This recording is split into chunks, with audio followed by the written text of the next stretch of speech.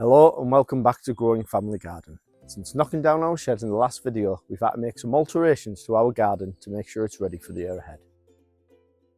First off, we needed to make a fence at the bottom of the garden. Since removing the shed, we've left a huge drop near where our hedge is growing. We knew we wanted to use as many things from our shed as possible, and the base tilted on its side was a perfect fence panel. I had to break through the concrete foundations of our patio to be able to get in our fence posts. Knocking these in is a bit of a chore on your own, probably haven't done the best job, but I am no expert in putting up a fence. I just did what needed doing.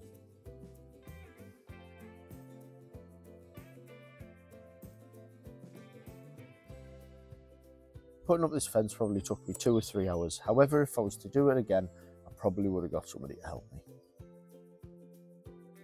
Someone older than 3-year-old, that is.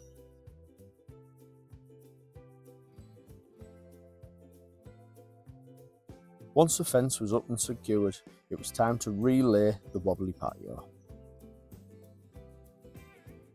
Once again, I am no expert in patio laying. This is not a how-to video. This is just me trying to do my best with what I've got.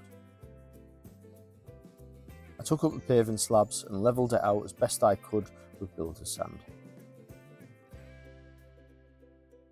My aim for this was not to make it perfect, just good enough so that my family could walk along it without wobbling and tripping over the loose flagstones.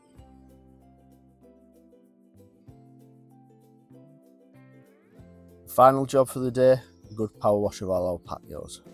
Since we have 4, it took me pretty much all day. That being said, it's one of my favourite jobs. It was night time before we finished, but actually, I don't think it looks too bad.